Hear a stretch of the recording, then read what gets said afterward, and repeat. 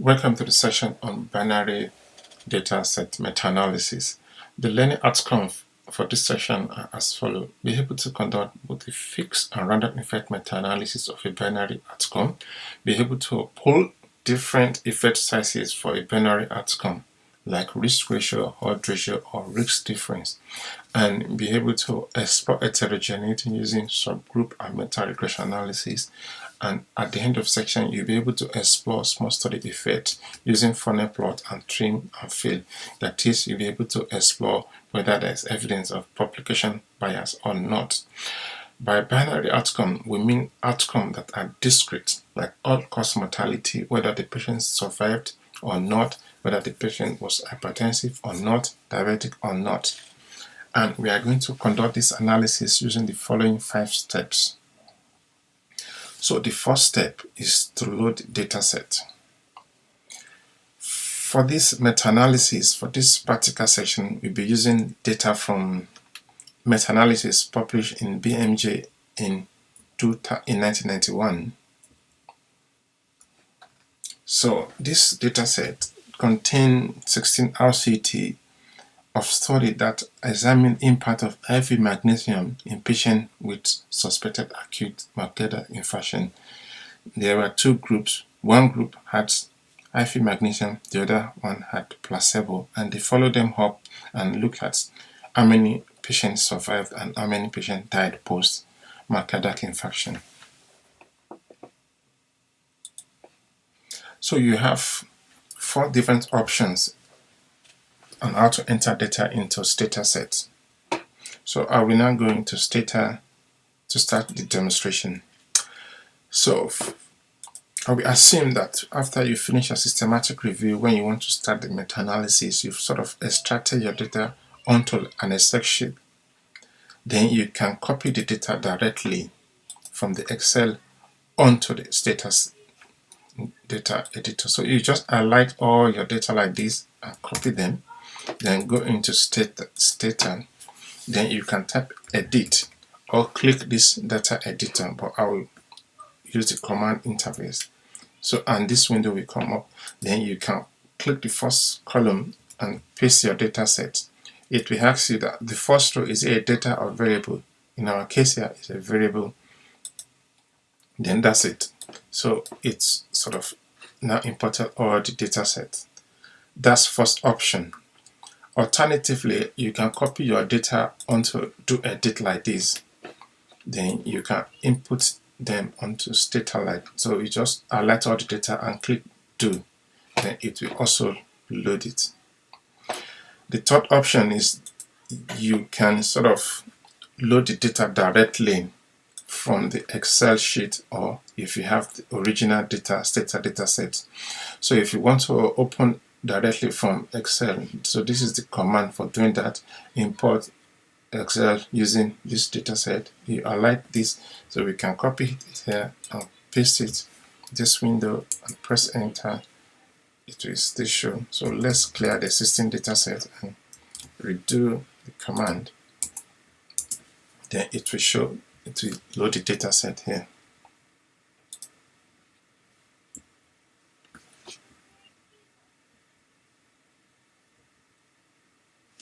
So the next step is to describe the data set. So if you just type describe, then you'll be able to see that we have this 7 variable and there are 16 observations. So we have the trial name, the year the study was published, those that were dead.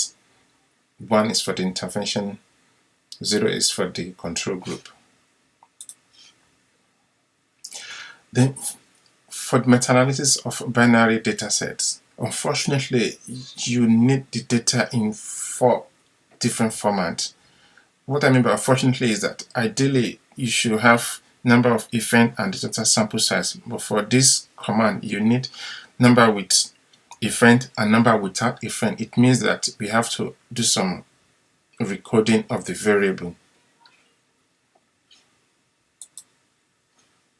So if we go back to Stata again, so because our data set comes with number that were dead, then the total sample size, but we need to calculate the number without the event. So we need to generate for the intervention group calculate no death, that's the total sample size minus death. Then the same thing for the placebo group. So if we highlight all these three commands, copy it to the command and do it, then we have all these additional variable and have ordered them in the way we need to do it for the meta-analysis.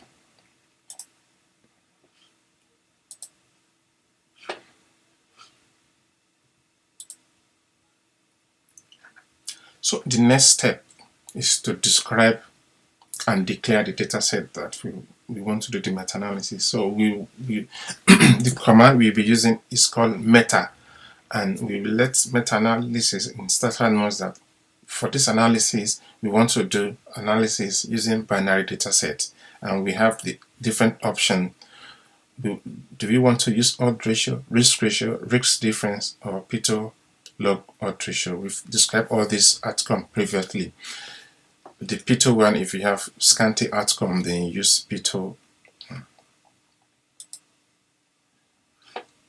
Then we will just declare that, okay, we want to do meta, then the effect size, then we need number that were dead for the intervention, no death for the intervention, for the control group, these two variables. Then we tell that this is our study label, and the effect size that we want is the risk ratio. Now, so you can start the meta-analysis, and we want to start this following 4 questions from the subsequent analysis that we are going to do now.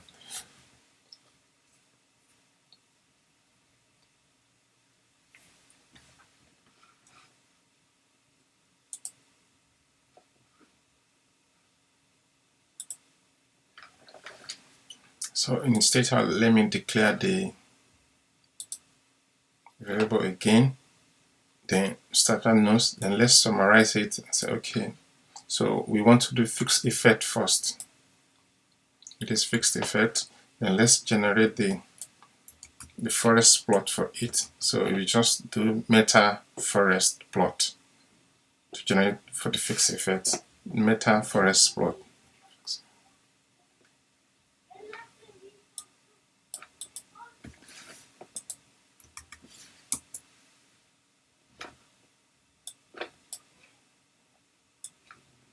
So this is the forest plot for our analysis. Then Stata will give you different options to be able to customize it. So I want to have the line of no effect and see whether the effect is significant or not.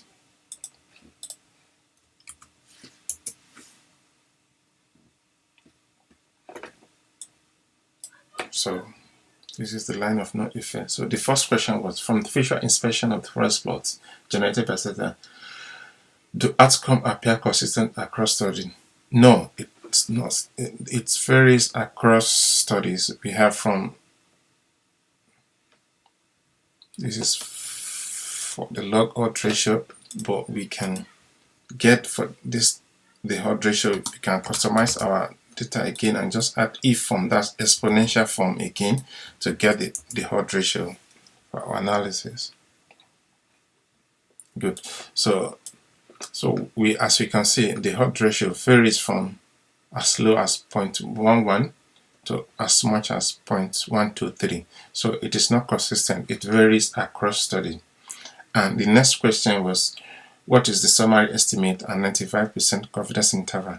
The summary estimate is relative risk 1.1, 1.01. It ranges from 0.95 to 1.06. This is for the fixed effect. And the third question was, which study weighted heavily? And as you can see, in terms of the weight, it is ISIS-4 that contributed 90% to the meta-analysis, almost 90%. Then the fourth question was, how will you interpret this? So looking at this, the pool estimate, as you can see, it crosses the line of no effect. So we say that there's no statistically significant difference in mortality rate between those treated with IV magnesium and placebo. There's no statistically significant difference between the two treatment groups using fixed effect meta-analysis.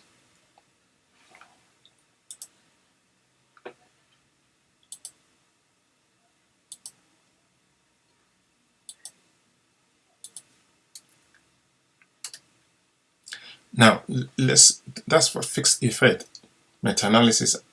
Should we try it? Random effect meta-analysis and compare the result. Let me close this window. Then you just change it. So you can just back up. Instead of fixed, you just change it to random effect meta-analysis. Random.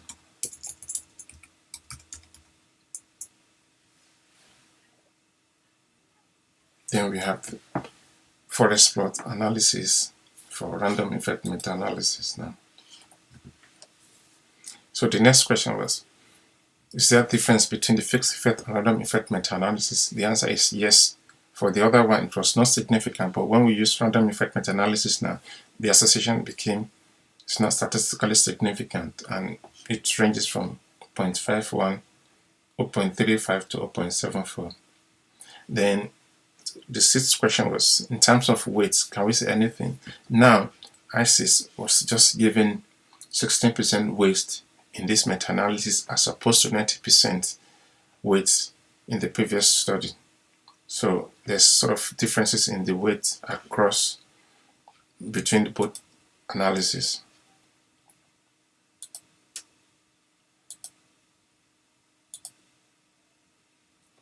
So the next set of questions is to explore heterogeneity across this meta-analysis. So what can we say? Are the results homogeneous? Is there evidence of heterogeneity? Then if there's heterogeneity, which factor or which variable study do you think is accounting for this, and which trial is likely going to influence this evidence of heterogeneity? So for the heterogeneity, we just look at this I-square. As you can see, the heterogeneity is moderate. It's about 73%, 72% across the two studies. So we say there's evidence of moderate heterogeneity across studies, and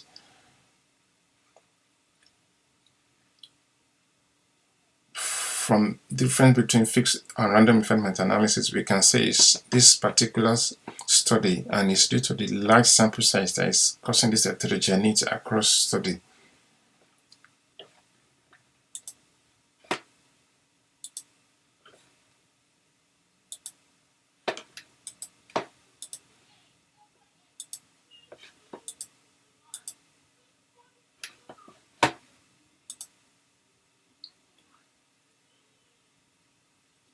So the next step is to explore this heterogeneity. Since we found evidence of heterogeneity across study, then the next thing is to explore it. And as we can see, it's most likely due to the sample size, variation in sample size between this study that is causing this heterogeneity. So let's do something. Let's create another variable so that we have the larger sample study with larger sample size separate, compare them to those with smaller sample size. So we create another variable and call it size. Then any study that recruited more than 1,000 participants, we group them to one category. Then those that recruited less than 1,000 will be in another category.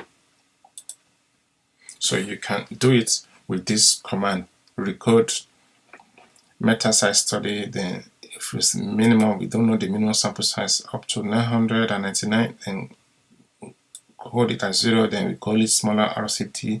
Then if it is up 1,000 to maximum, then call it 1, then this is mega RCT, then generate a new variable size. But how do I know the name of this variable called meta size?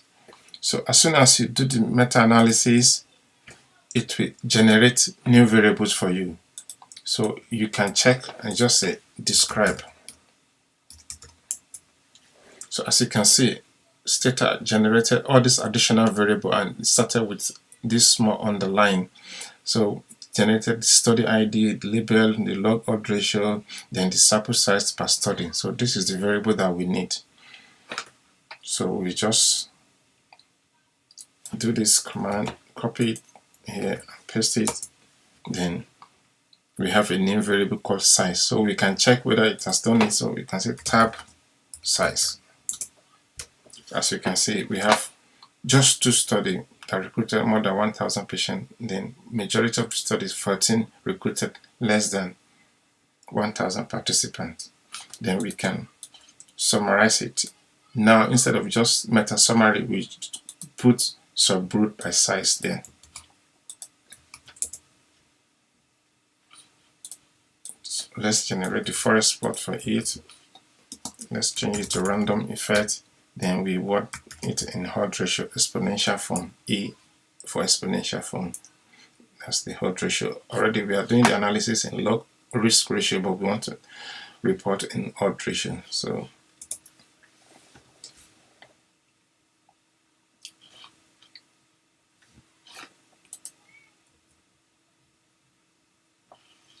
this is the forest plot for the subgroup analysis by sample size. So these are for the small RCT, then the mega RCT.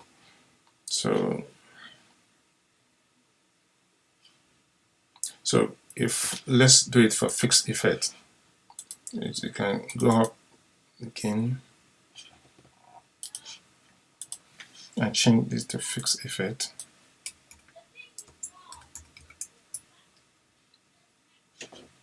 Fixed.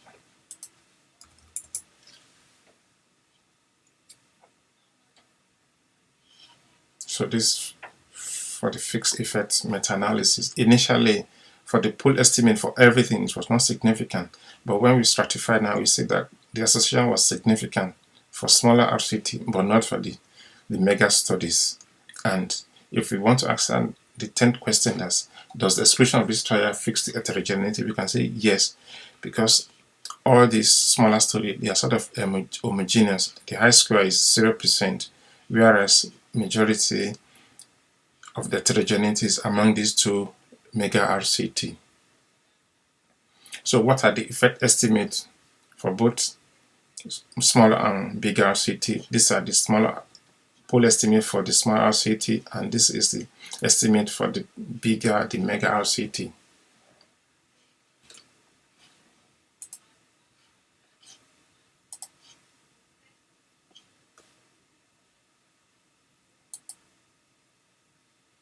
So we'll answer all these questions. Now let's use meta regression to see how much of the variance between this study this sample size can explain. So we know that it has reduced the heterogeneity, but what is between study variance that it can be explained by this sample size? So we need to answer that using meta regression. So it's just the command is meta regress, then the variable of interest is the size. So the next question is there a significant association between the sample size and the pool estimate? The answer is yes. As you can see from the p-value is less than 0.05, and you can check whether it has explained, the percentage explained is, it has explained almost 78% of the variance is explained by the sample size. So this R square is what is being explained by this particular variable, and the significance association between them.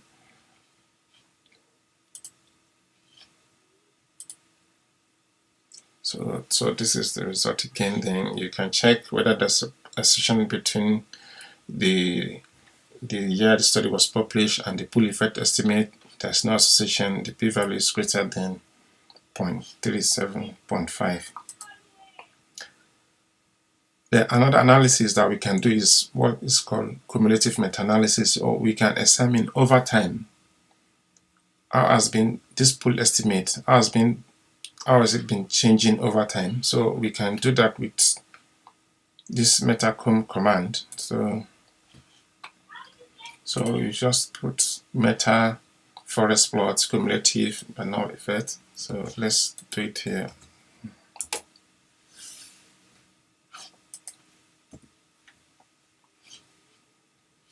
So this is cumulative meta-analysis. I mean, this analysis is important in translating evidence into practice.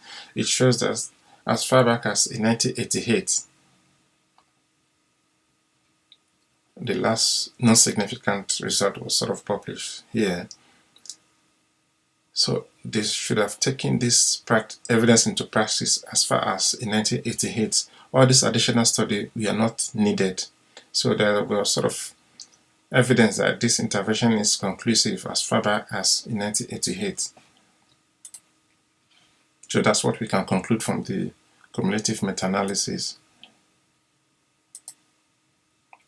Then the last step is to explore whether there's evidence of publication bias.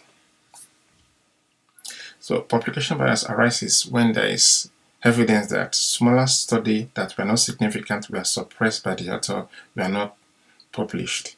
So if you're a trialist, after you've done the trial, you expected a positive outcome, but you found the intervention was not effective. Sometimes you may not have the sale, which is unethical, to go ahead and publish the finding. Is just gather those in the academician or the trialist drawer. So let's check whether we are sure that we have the complete evidence for our meta-analysis. So we are going to use funnel plot for this. So let me close this window and go back. So you can just enter this command, meta funnel plot. So this is it. So this is inverted funnel plot. So let me go back to the slide. So as you can see, there's evidence of missing study on the right hand side. So we expect that all this side should also be filled up with study.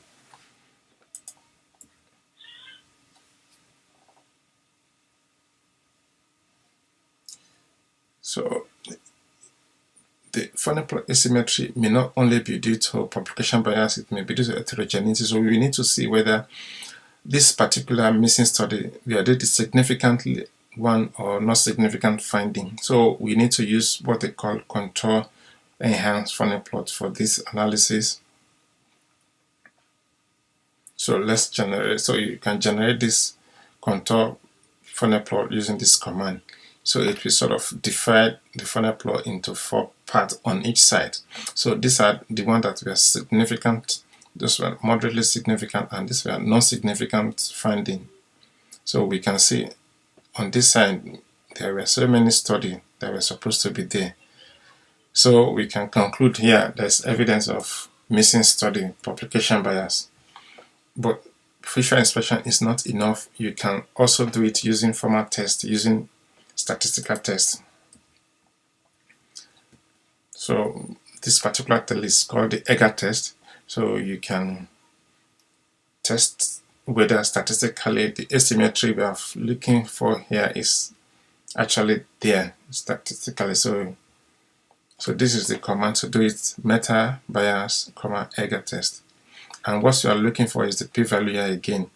If it is especially less than 0.01 or 0.05, as you can see here, both the funnel plot and statistical test shows that there's evidence of publication bias. So we can conclude there's evidence of publication bias, but that's not enough. We still need to see in the real world, in an ideal world, if this study were published, what would be our pool effect estimate? So then we need another method called trim and fill. So we try and fill in this potential missing study, hypothetical, and redo the meta-analysis using the complete studies that were supposed to have been published. So let's do the trim and fill, and this is the command to do it: meta trim inform this. So, and it's going to give us this result if you do it in Stata.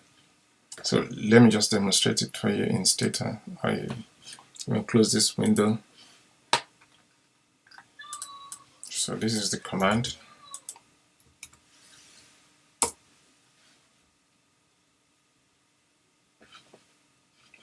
So the inputted study are in red. So let me go back to the slide now. So as you can see, the first question that we are to answer is how many studies we are inputted. As you can see here, initially we have 16 studies, but Stata has inputted 7 for us. So, and you see these 7 studies, they are in the non-significant gray area. So it shows that there may be additional studies that were not significant and were harmful, that were not published by different authors. So if we add them to the meta-analysis, so it became not significant. So in the real world, it shows that the effect of this intervention may not be as good as being demonstrated in the original meta-analysis. So there's evidence of publication bias, and as shown by this imputation in the real world, this missing study may sort of reduce the treatment effect estimate. So we have to be cautious in interpreting the meta-analysis and say that based on the correct available evidence, it shows that it may be significant, but in the real world, it may not be statistically significant. So this is the end of this section on binary meta-analysis. So if we go back to the beginning, so we've conducted this meta-analysis.